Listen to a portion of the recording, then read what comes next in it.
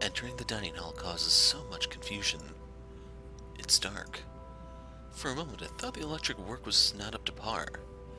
But that clearly is not the case, as every other room is bright with artificial light. Find the light switch is a monumental task, considering the size of my unfamiliarity with the room. To make matters worse, the darkness grants the room a different atmosphere, eerie and frightening. It takes longer than I thought to find the switch, something that'll have to be rectified later on. My skin starts to prickle, and there's the distinct feeling of being watched. It unsettles me, and only spurs me on in my search. And when I do open the lights, there's a hiss. I'll turn the lights down, woman! There at the end of the hall is my beloved husband with his face in one hand and a glass in the other. Perhaps I can let it go if it's only one glass of wine. However, I can feel myself go livid after seeing the toxic green liquid gleam mockingly at me.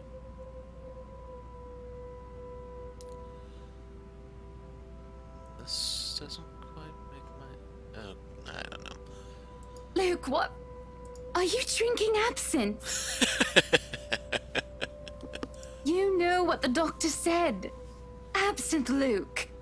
Are you actively trying to kill yourself? Because if you are, we can just hit you with a bloody car. Honeybee, Buttercup, not too loud, please. Besides, it's Lelouch, not too strong. Just hair of the dog that bit me. Helps with the hangover, dearest. You drank? When? This morning, love. Don't be mad. I just needed a few drinks, having to deal with those simpletons. And maybe I had one too much. You don't see me whinging about you leaving me to handle them on my own. I had to attend the photo shoot and interview with Luxury Living. You know that. Let's not make this about me, Luke. This is about you and your drinking problem and... Oh, I don't know, Hannah, darling. What if my drinking problem, as you like to call it, is linked to you? If we think about it that way, this discussion is about you. That was pretty mean of you, leaving me alone to do all the work like that. You can't use the interview as an excuse either, honey. I was informed the moment your little interview was done. So, what was it then, What were you doing?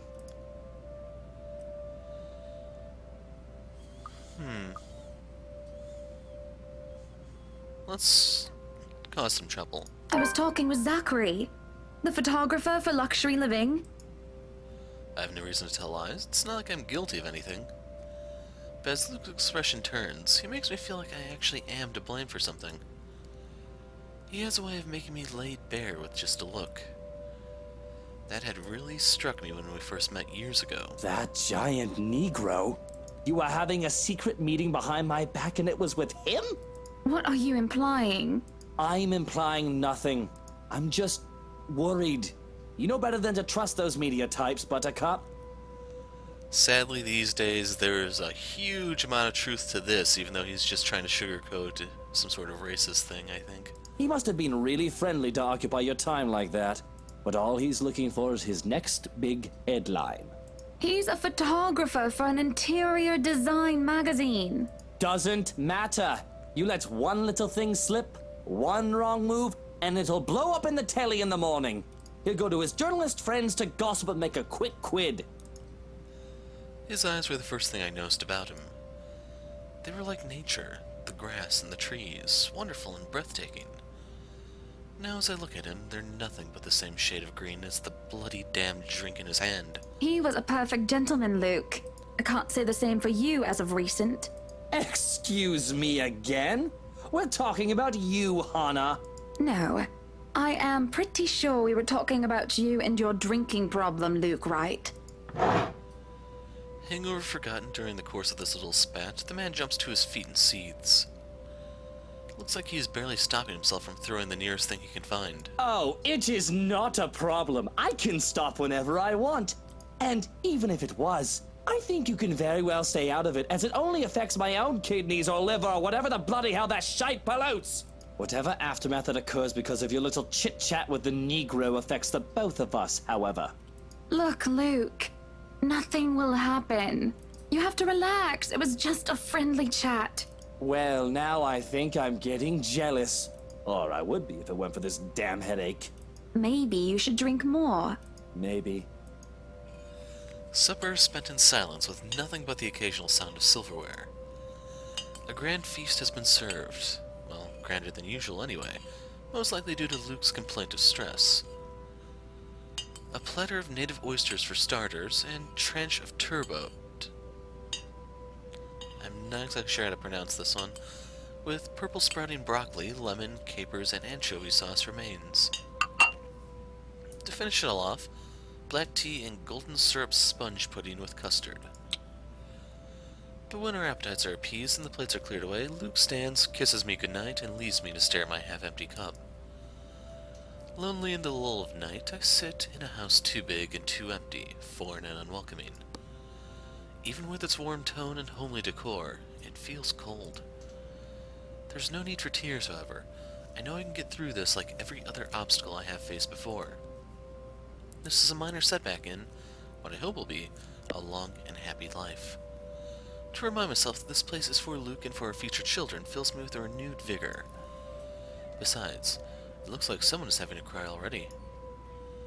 The wailing is far away and muffled.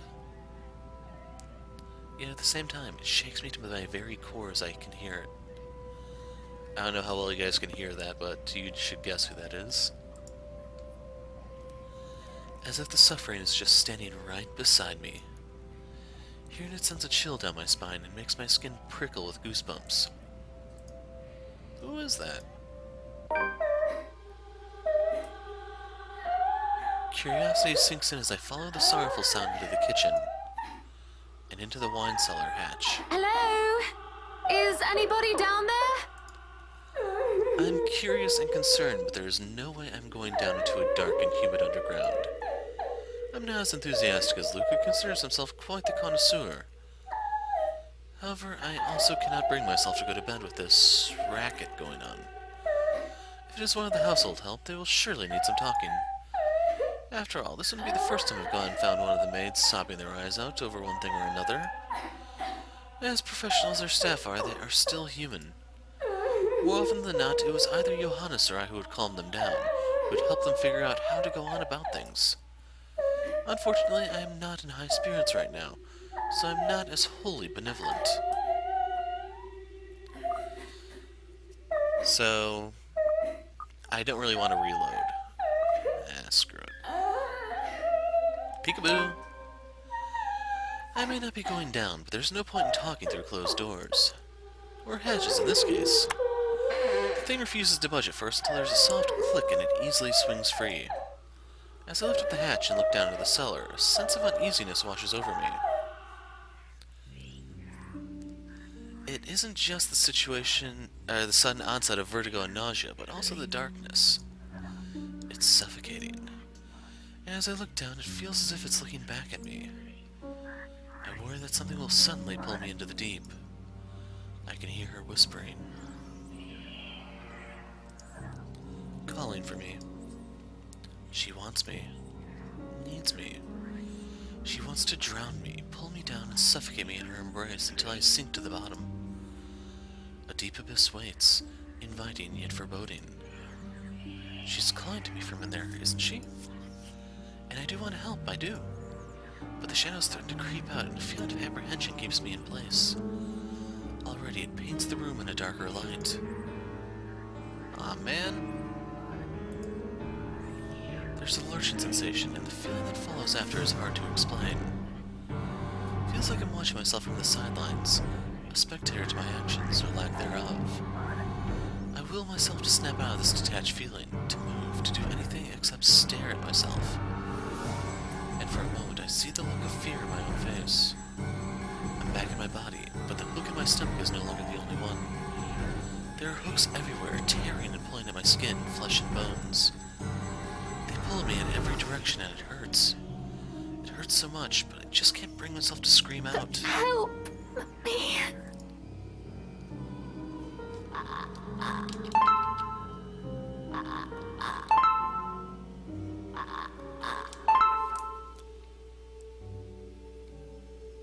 Oh crud, I botched that so horribly. I need to explain something real quick. If you did not know, to unlock all of the gallery scenes, you actually have to lose the QuickTime events at times. As far as I know, actually every time has an alternative gallery piece, so I'm gonna need to replay this later if I want to fill up the gallery. Damn it. I awake from a deep slumber. It takes a while, with the fog that has settled in my head and with my heavy limbs, but soon enough I manage to look around. I'm in our bedroom already, though I do not recall going here. Luke slumbers beside me, looking peaceful and angelic. It doesn't matter. I'm safe and I feel better than ever. Tomorrow, better days will come. Okay, a bit of good news before we continue. I actually did go back and replay that QuickTime event, intentionally losing it, and there was actually no CG for once. So yes, there's no reason to actually lose that one. Luke is already gone by the time I rise. There isn't a single hide nor hair of him to be found, and after trying to call him on his mobile as a bust, it only goes straight to his voicemail. That's twice in a row he's gone on me. And for him to disappear today, of all days, is every bit upsetting because of what's to come. The morning is once again filled with a whirlwind of activity. Fortunately, I'm much more refreshed as I took a break from my responsibilities. I haven't the faintest clue where Luke was yesterday. Today is going to be a busy day, although unlike Wednesday, the master of the house isn't here right now, absent once again from his duties. Hopefully he'll be back in time for the party. This is our house after all. A grand housewarming party for the wonderful Wright Mansion. Every person of importance from Luxborn is invited, and there will be a few guests flying in as well. Of course, there will be some people from the media, along with friends and acquaintances who are made no less important, regardless of their status in society. Marianne and I discuss business and last-minute touches of the house before finalizing everything. Not that there is much change from our original plans.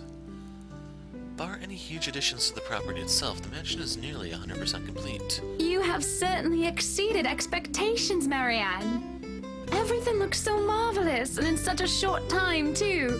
Well, I can't take all of the credit.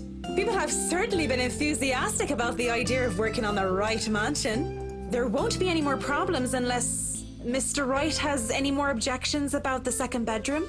That's the kids' room, in case you forgot. Luke and I had a small tiff about making the second bedroom into a child's playroom, which I insisted is completely practical. In the end, he had to acquiesce. I didn't give him any choice in the matter. I even bought this wonderful wooden crib from the antique store yesterday, including some toys. Just in case anyone brings their baby, of course. Besides, we have little need for actual guest rooms. We hardly have guests who spend the night.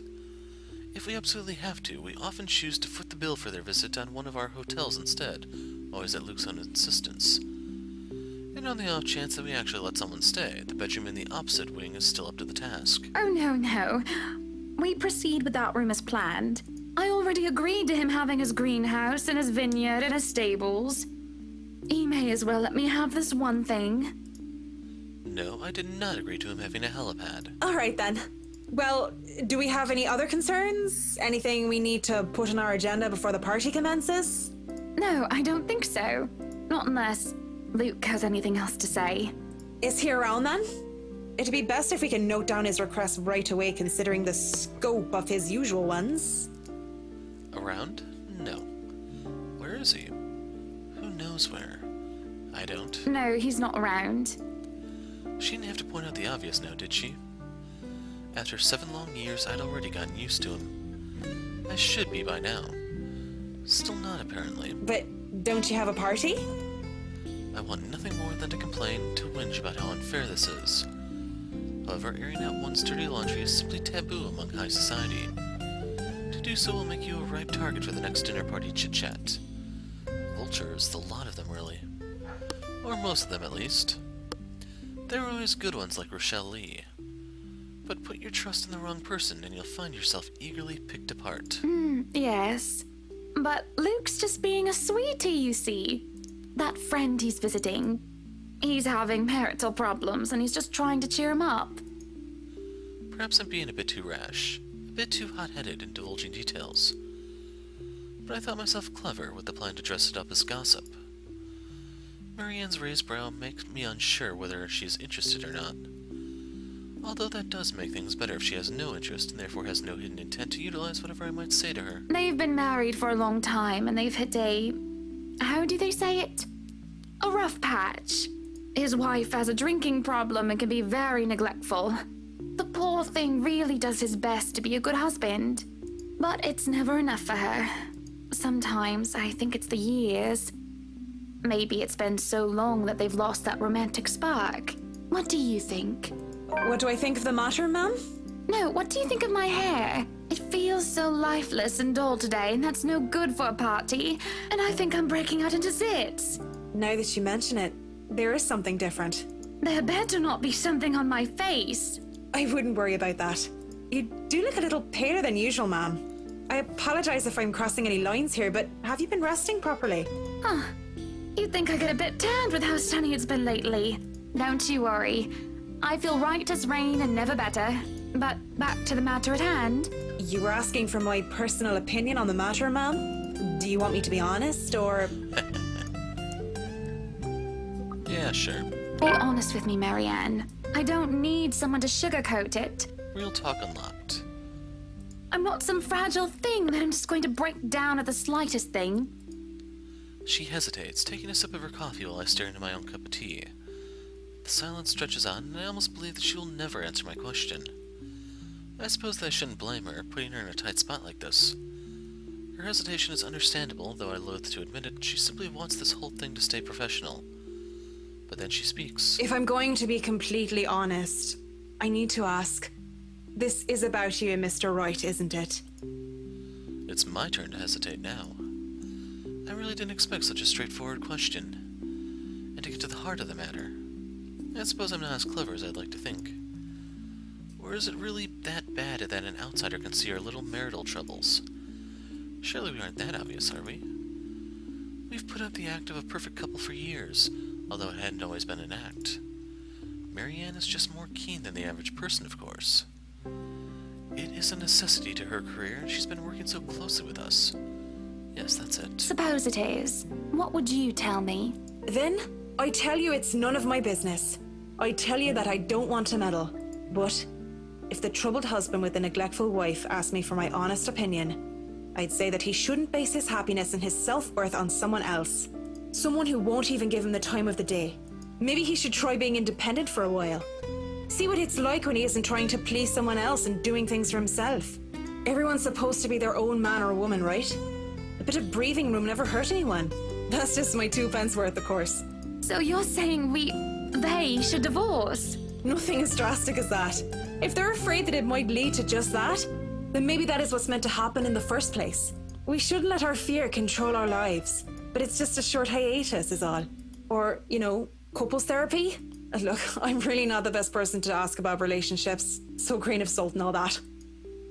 She trails off, having said her piece, and leaves nothing but the smell of coffee and Earl Grey between us. There is a calm despite the nature of what has just been discussed.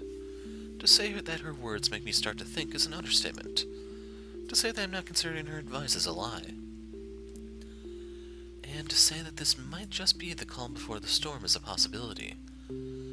Others have had shorter marriages, yes, but plenty have celebrated long and happy ones as well.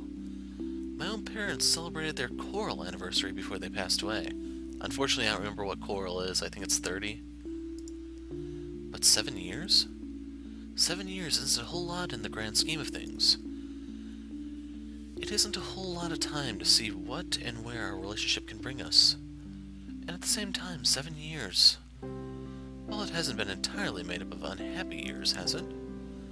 It won't last forever. It's not supposed to anyway. I just dread the thought that it might last for a very long time. I dread the thought that these small spats, these little disagreements will turn into an all-out resentment. The idea that we will grow to hate each other with every fiber of our being scares me. I can't even pinpoint the exact moment when our blissful union turns sour. We can get through this, right? I know that I still do love him, and I feel that there is still a part of him that loves me in return. We just need to get our heads together and talk it out. Surely he will see some sense. There is a cough before Marianne clears her throat. Must have been quiet for so long, and I move to apologize when she stands up. We both end up on our feet, unsure on how to proceed. Some sort of odd, awkward shuffle occurs as we decide whether to sit back down or not. I really should handle what's left of the work. You won't be attending the party? Oh, you really must, Marianne. I'll try to stay in chat.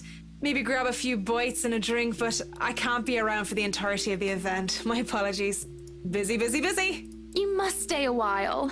I'd love for you to meet some of my friends, and they're ever so excited to meet you. You need to say hello to the Lees, at least. If it wasn't for them, I'd never even heard of you. We'll see. So, if I can be excused? Certainly. You'll have to excuse me as well. I must attend to the party before any early birds arrive. Because, believe me, they will throw a fuss if things aren't ready, even when they're not supposed to be here until an hour later. The scene outside the parlor is a great organized mess. Aside from our own household help, we hired the service of a temp agency which provides staff for Wright Enterprise in the hospitality sector. Even our very skilled staff cannot undertake a party of this size on their own. Waiters, busboys, hostesses, and their staff captains move about in droves, carrying crockery and serveware good for several dozen people and then some.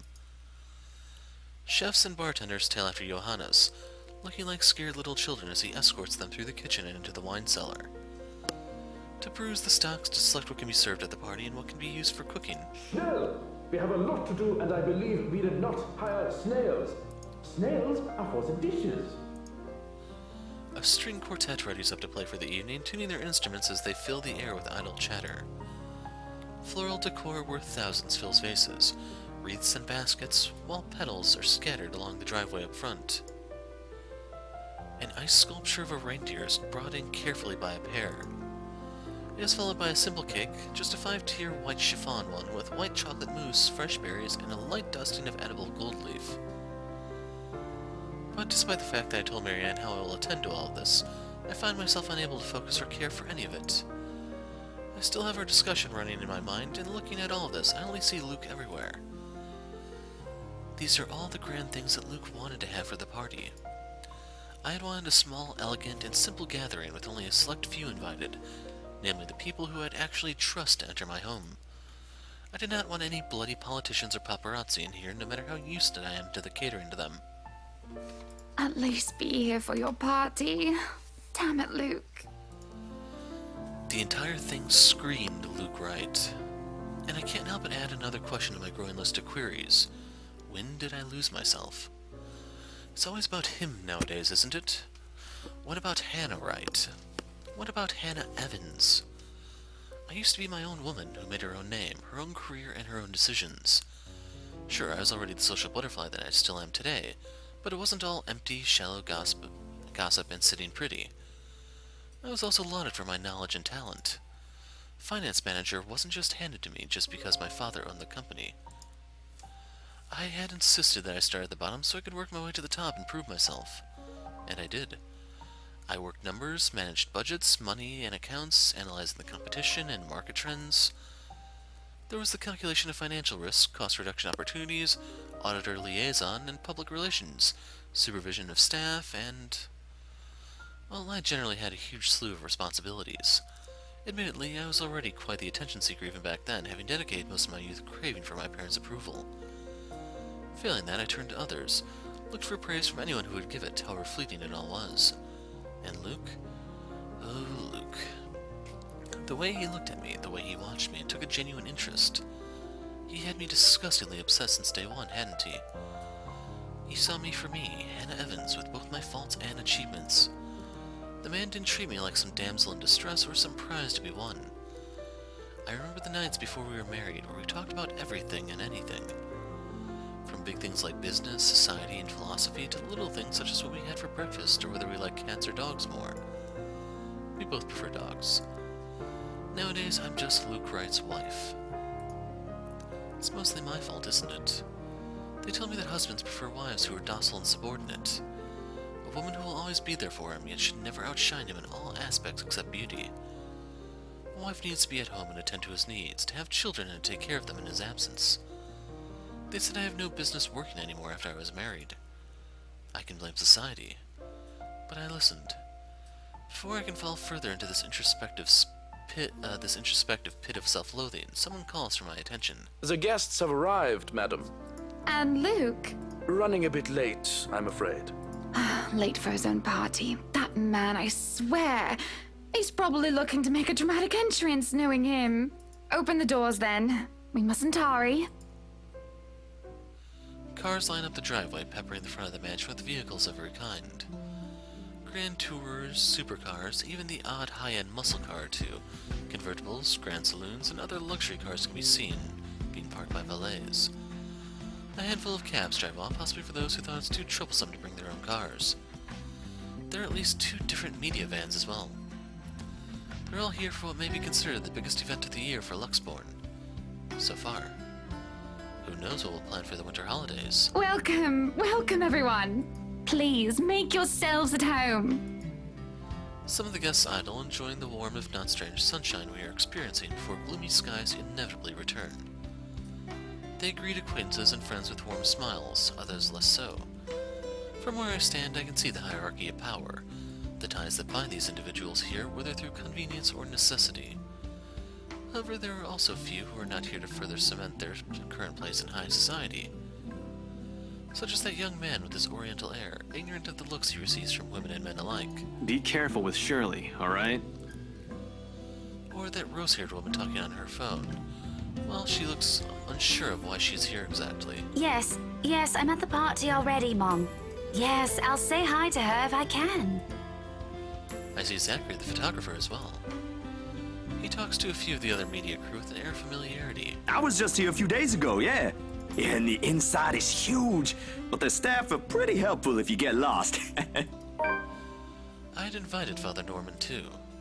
It's the least I can do after he blessed the mansion at my request, aside from my small donation to the church, of course. But the poor man had taken ill and went through a nervous breakdown of some sort the other day. And then there are people like the Chief Inspector. People who I can never be too sure about. People who stand on the border between being suspicious and being trustworthy. Thank you for the invite, Anna. Husband still missing, I see? I should be saying the same of your darling Rochelle, Lee. The doctors again. She told me she'll just be in the gardens. Bet she's lying and that she's somewhere around Mingling, gossiping with the other ladies. It's no offense, but that seems to be all you ladies do at these parties. And aren't you gossiping right now? Yes, well, what about Luke? Should we file a missing persons report now, or do you want to wait 24 hours? He's around. You know, I can tell if someone's bluffing. Don't tell me, let me guess. He's finally drunken himself to death and not wanting a scandal, you've hidden his body. Close. I was wanting to give this housewarming gift to him personally, too. It's a plate that holds a wine glass so he can stop killing himself with liquid lunches. Looks like it's too late for that. Okay, Lee's back to being my favorite character. Nothing like that. Besides, this is a hardly polite conversation. Oh, relax. I'm just trying to be cheeky to lighten the mood. It's not like I want Luke dead. The man doesn't serve dodgy plonk like the others when I visit, and he pays his respects well enough. I could use a glass of wine or 3, actually. Rochelle's been in a horrid mood. Threw her stilettos at me the other day and almost took an eye out. Not sure if this is how it usually goes, but I blame the pregnancy. I wouldn't know, would I? Still no plans for a baby? I guess that's for the best. If it's this bad now, I can't even imagine how bad it'll be when that little baby bump becomes huge. Have I mentioned how I don't trust him, no matter how hard I try to do so? At least he brought a gift, I suppose. Why don't you just go inside and have some wine, Lee? Think I will, thanks. Greetings such as these carry on as the guests continue to trickle in. Whether we have short conversations or merely shake hands and nod heads, I make sure to attend and welcome each of them. As the first hour passes us by, the rest of the stragglers and I adjourn to the ballroom. Any latecomers will have the attention of the porter instead. I have other duties to attend to now. Hosting parties is always the same old song and dance, no matter how big or small it is. You make sure your guests are well fed, have good company, and have them generally enjoy themselves. So when my opening remarks are done, and when the band has started to play and the guests have started eating, I find myself wandering around aimlessly until I'm pulled aside. For a while, I stay with a small group and entertain them before excusing myself. And when they're not watching me anymore, I end up watching them. When they don't listen, I do. A local banker is having trouble with his daughter. He wishes to marry her off, but she wants nothing more but to make music. One of our hotel managers worries about the stolen belongings of one of his patrons, a failing in security which should be brought up to higher authorities soon. Our mayor, well, his cat died. Then there's that rose-haired woman once again. It's not hard to notice her with her distinctive locks. She also lacks the grace that the other ladies have, although that does not make her any less beautiful. Her stance and the air she exudes instead are strong, and they make her stand out despite her casual attire. Many men have already given her their attention, though each invitation to dance has been turned down. I approach intrigued, although it is no great mystery what occupies her own attention, with the glance she keeps sending towards the boy with the oriental hair. She remains unaware, though, even as I stand beside her, pretending that I'm there for a drink. You would catch his eye a lot better if you wore nicer clothes, don't you think? Didn't realize the housewarming was going to be this fancy. I would have gone with a nice dress if I knew. Oh, you're fine, dearie. It's only really the parvenus, those who climb, that come to these parties all dolled up. So by parvenu, she's referring to the people who are there trying to boost their social standing. Quite the black-haired beauty, isn't he? The boy comes over, but I do nothing to speak any softer. He merely passes by and is wondering he doesn't hear what I say. Who, Ash? You know, you really shouldn't have turned down those offers. If I wasn't married, I'd happily go dancing with those young men. But you said a name. Ash. That's the exquisite lad you've been looking at all this time. I don't know him, and I'm the one hosting this party. That must mean you know each other. Is he your boyfriend then? Because that would explain those rejections.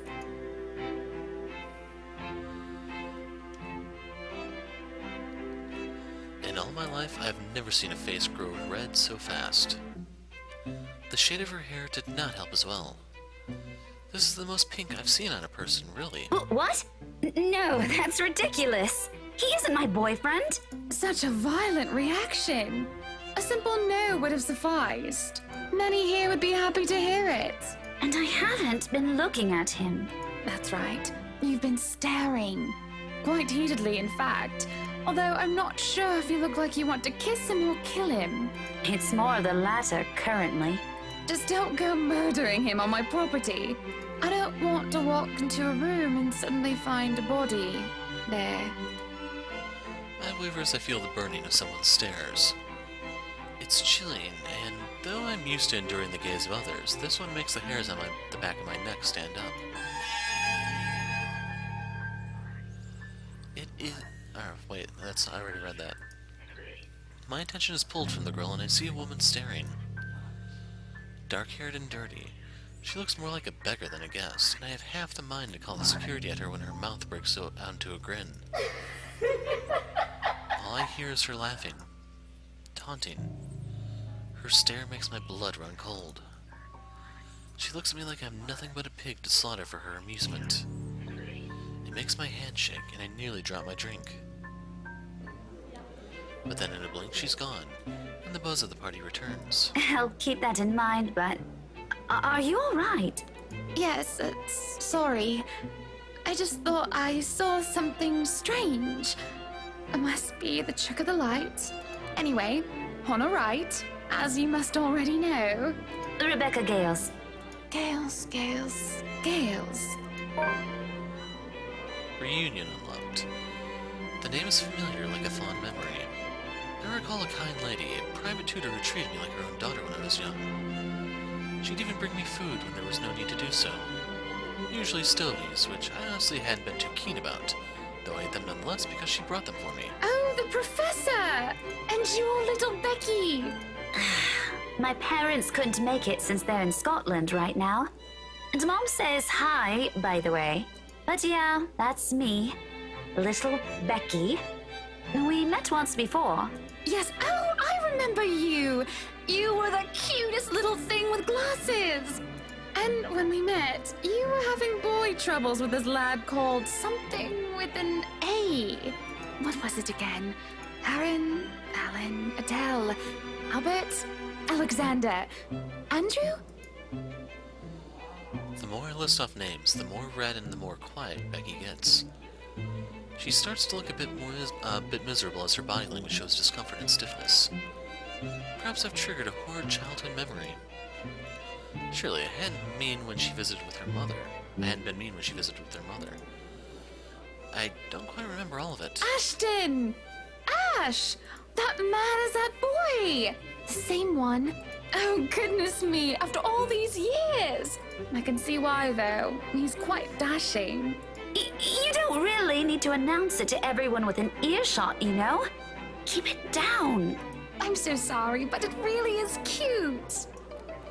And a tad bit sad. This is a nice party, Miss Wright. Please, Hannah's fine. We're friends of a sort, aren't we? We must be friends, seeing as I know about your little infatuation, Becky. Don't you worry, dearie. You'll have your happy ending yet. I'm not too concerned about that, am I? That's not what I'm looking for. Oh? And what makes you think that? Doesn't everybody want their happy ending? The idea of happy endings sounds like they're just for fairy tales. And they are, sorta. I don't think you can just sit around, trapped in some tower and hope for the best. If you love them, you have to fight for it, right? You're not just going to sit there and hope that everything will just fix itself on its own. Like everything, you have to work at it. But what do I know? There is a grimace, although she starts to relax around my presence. How long has it been since we met as children? Certainly a long time. She was tiny back then, if I recall correctly. I'm sure the daughter of the two greatest professors I've ever known is smart enough to know what she's talking about. But have you told him how you feel? And it's been what? 20 years? 17, actually. But no, not yet. He can be a bit dense. I was hoping that maybe he'd notice on his own and... Well, that won't do. What if you two become husband and wife? He's not to be dense when he's sworn himself to another person. Why, you might just as well consider leaving before the day's even begun. If that happens, I'll have to give him a good ear bashing, won't I? Whoever anyone ends up with, it's not going to be a perfect relationship anyway. There's going to be things you'll love and things you'll hate about the other person. We're just humans. It's funny. Here I am, trying to give you advice when you did the very same thing back then. I remember you giving me a makeover when we were still kids. And you were the first I told anyone about my... crush. I do remember now that she mentions it. Did I give her that yellow summer dress, or the pink blouse and petticoat? She must have kept some of what I said in mind. Feels ridiculous remembering all of that years later, talking about boys and how they go crazy for pretty girls, as if it's some gospel everyone should adhere to. It was so easy to say things then, with me not knowing any better. Though looking at her now, she must have kept some of what I said in mind. Perhaps I did say something good at that time, enough for her to take it to heart. But all that didn't matter in the moment as I mull over what she's just said in my head. What Becky told me is very different from what Marianne told me. There's no time to ponder over that, however, as a hush descends upon the once lively crowd. The music of strings and the chatter slows to a grinding halt as the doors from the foyer opens. The last of the latecomers should have arrived moments ago, and anyone else this late would simply be too embarrassed to show their face. So this can only be one person, or rather, one man. There's only one man who's audacious enough to arrive at his own party so late. Good evening, ladies and gents. Enjoying the party? I hope I'm not too late in welcoming you all to the Wright Mansion. Unlike I, who was raised in the spotlight and simply grew used to its presence, he sought it out every chance he could, even when there was no spotlight that shone. And I'll never put it against him when he smiles like that. He did so quite brilliantly under the scrutiny when he channels his showmanship. You can tell by the way people's eyes light up as he speaks, how they listen enraptured even if all he's doing is a simple greeting. A little wave of his hands here, a little smile there, and a bit of swagger. I always tell him that if he is not to be a businessman, he'll do well as an entertainer. I love the sight of him, especially when he looks at me, and he beckons me over to humbly share his place. Not a single second is wasted as I excuse myself from Becky's side and I make my way to Luke's. Welcome, one and all, to our humble abode. Tonight, if you have yet to find yourself in your roles, you are all ladies and lords of the court of your king and queen, if you would excuse my presumptuousness. So enjoy the feast that has been laid out for your senses, as we only allowed the best to be served. Enjoy the rest of your night, everyone! There's a round of applause. Cheers needed some hoots. Guests approach us left and right to shake Luke's hand and greet him personally, praises on their lips. It is because of this that I do not see her. I do not see her until she is dangerously close, with fury in her eyes, and she's already spitting venom. Johannes restrains her, taking care to not unnecessarily harm the pregnant woman. But that does little to deter her rage, and the man has no choice but to let her go, lest an unborn child is hurt. Although it might be too late for that, as I see an empty glass of wine in her hand. How much has she imbibed in? Are you feeling ill, Rochelle? Perhaps you need to sit down and... No! Shut it, you munter! I ain't talking to you! I'm talking to this scumbag over here! You bloody bastard, standing there with your smarmy smile! She interrupts me, jabbing her finger in my direction before she rounds on Luke. Even as whispers and murmurs break out among the guests, all I can focus on is the heat of the moment. Obviously intoxicated, judging by the smell of alcohol in her breath. I'm not ticked off about this little display of hers, at least not yet. But I am absolutely pissed by the fact that she'd endanger her own baby by drinking. There's a considerable amount of restraint and grace that I must exercise while I wait for her tantrum to subside. I keep a patient if tight smile on my face. Luke's expression, on the other hand, is indecipherable. Watch your tongue! You're on thin ice, Rochelle. Where's your husband? Who even invited you? I did. And I told you with great emphasis not to. Now we have a drunk, hormonal, pregnant woman causing a stir. What is even going on? I'm just about to ask the same thing. I don't know. But Rochelle, do calm down before you hurt yourself. I can't understand a word you're saying. Where is that husband of yours? Lee! Collect your wife right now! Don't you fucking talk like I'm not here and you're not responsible, you ass! You told me that I should wait for you in the gardens! Excuse me? What is this nonsense you're going on about? Crazy talk! That's all it is! Just completely and utterly mad! Has anyone seen the Chief Inspector? I am pregnant with your little bastard! You promised me you'll take responsibility. God damn it, Luke! I finally got you to talk to me after months of silence, and you do this to me! What? What? What do you mean you're pregnant with? Luke, is this true? Lies and slander, woman! Security! Johans, take her out of here before she makes an even bigger fool of herself! No, you do not do this to me! I was so ready to leave my stupid oaf of a husband. I told you to leave that damn wife of yours. Look at her. Does she look like she wants a baby? Does she look like she could take care of a baby? It is now that Johannes returns with security, along with a concerned-looking Officer Lee. They surround her and move to escort the hysterical woman. Judging by his pale face, he has heard the whole thing, and I feel nothing but pity for the man. Not that I believe Rochelle. Luke will never... He'll never go as far as to sleep with another woman, right? I'm so sorry for her behavior. She's been under a lot of stress. And the alcohol. Talking nonsense, that's all it is. You're not allowed to drink because of the baby, Shelley. What are you thinking? Nothing to see here, people. Move along. Is there really nothing here but the ramblings of a drunk? Of course they're nothing but ramblings of a drunk. She's just jealous. Jealous of this wonderful marriage, this happily ever after that I have with my prince. Take that trollop out of here immediately! And see to it that she isn't allowed here or anywhere we hold any authority in Luxbourne. To be banned from anything with the right name on it is basically social suicide. We practically own half of Luxbourne, and there isn't a single establishment of repute that isn't under our patronage one way or another. This is mercy. I can do much worse to her. At least this way she can just move out of the city and never ever return. I have stayed my hand in the face of her grievous fault, her bold-faced lies, when she deserves so much more.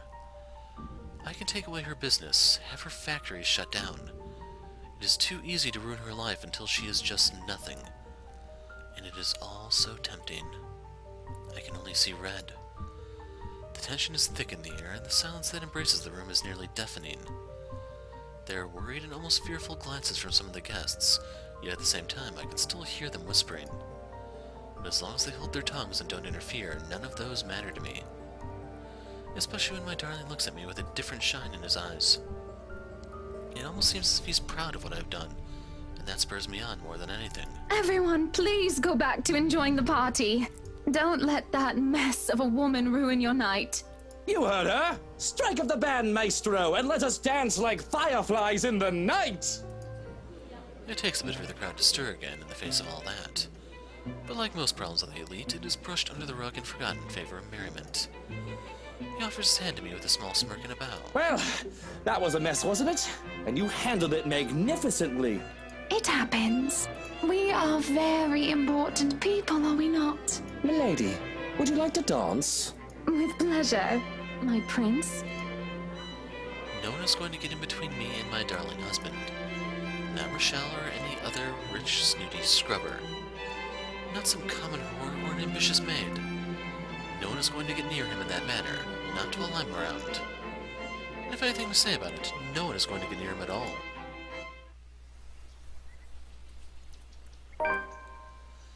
The day after proved to be a difficult task. My darling prince is a man of many connections, a man of the people. He is always talking to one person or another, and I am always left alone, unable to stand aside at all times. It is frustrating, but I have to be understanding. Besides, I don't see why he can't just stay at home. The least I can do is make sure I have his time while he's here, which in and of itself isn't as easy as it sounds. Not with that blay-valet of his tailing him around. Johans! Where's my tie? I can't find it anywhere. Have you looked around your neck? It should be there if it's not on your clothes horse, sir. It isn't often that I'm awake this early, at least early enough to find my darling preparing for the day with his valet attending to him. It's an old-fashioned way to go about the morning. He's able to dress himself after all. But he says that it really makes the day easier for him to have someone else do this tedious task, albeit with a grimace. Though if that manservant of his dislikes the duty so much, I'll gladly do it in his stead. I've got it, my prince. Come here. Well, someone's up and at them especially early this morning, huh?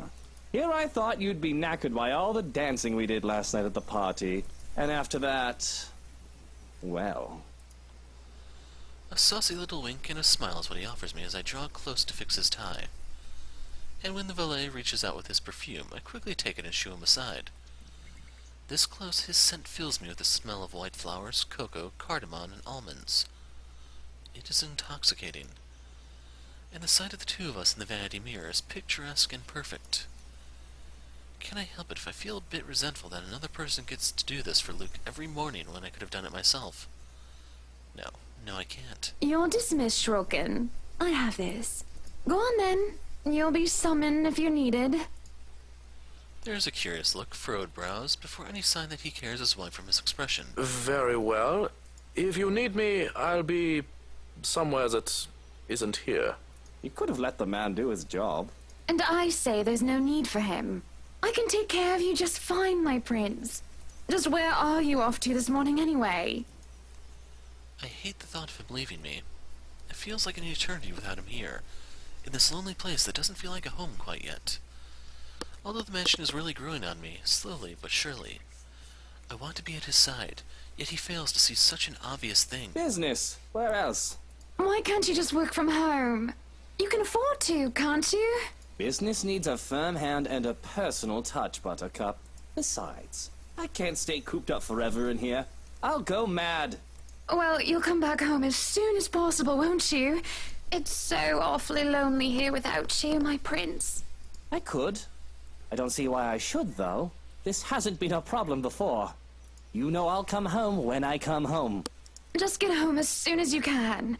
For me, won't you? No promises. It's business after all. I can't just stand up in the middle of the meeting and tell them the wife wants me home. Then forget those peasants. He stops and stares, looking perturbed for a moment before shaking his head. Is he feeling ill? There's more reason for him to stay here with me. That's more reason for him to stay here with me, doesn't it? Okay, this doesn't quite make sense, but we'll go with it. I'm just being a good wife, worrying about my husband and all. Be good, dear, and stay safe. There's been all sorts of dodgy characters seen about the property. I'll be leaving Johans with you, just in case you need anything, and to be on the safe side, okay? But I don't need a valet. I need you here with me. I'll be closing a big deal with a pharmaceutical company soon, if things go according to plan. Maybe, after that, I can take a breather for a bit. No maybes. You have to promise me. I only need him. I'm going to be late, Hannah. The longer this takes, the later I'll get home. Fine. Shall I see you out? If that's what you want. At the front door, his valet waits, ready to accompany him for the rest of the day, when he's told to stay and attend to me. I still don't like it. Looks like he doesn't either. But I ignore him in favor of the one who really matters. I hold Luke's hand in mine and give him a deep kiss. It makes my heart flutter as I see the way his eyes close during our moment of passion. Parting for air, I can only smile. Have a good day, my prince. Right. Off I go. I still don't want him to leave. He should just stay. Forever. If you could let go of my hand, please, Hannah. It's just so hard to let go when I finally have him in my grasp. To watch him enter his car and leave pains me so. It leaves behind an aching, gaping hole like a hunger and a need. I'm not content until he returns. If it fits you, breakfast is ready in the parlor, madam. If anything, I'll be in a foul mood until he returns. Leave and go practice your bloody sodomy elsewhere. Peculiar. When I turned around to hiss at him to leave, he's already gone, and that suits me just fine. I want to be alone without anyone bothering me. I want to be alone with myself and my thoughts, with only these halls as company. These damned halls which will hold our memories, just he and I. There's no one else I need but my prince. Not some cheeky servant who's just living it up because he's Luke's right-hand man. Rubbish like him deserve nothing. He deserves to be thrown and locked in the attic. Without realizing it, my feet have brought me in here. This empty, lifeless room disgusts me. The longer I stare at it, the harder it gets to breathe, as if the walls are moving in on me. Yet at the same time, it pulls me in. I hear whispering, and curiosity gets the better of me as I look under the bed. There on the far corner, a loose floorboard. The wood, despite having swelled and warped over the years, is strangely familiar, comforting in its feel. Though it's not merely what my hand searches for as I reach for it, it takes quite an effort, but soon I am able to lift it. And inside, underneath the dust and cobwebs, lies a pendant, warm and familiar. And I swear, if I just close my eyes, I can feel it beating in my palm. I feel a thrill, though I also feel like a thief for taking this. But it's mine. So without delay, I hide in our room. In front of the vanity, I see the ways my eyes shine as I remove the clasps of my old necklace and put on this new one. Right where it belongs, unlocked. It fits a lot better than the old one. I can feel as it weighs on my chest. Right where it belongs.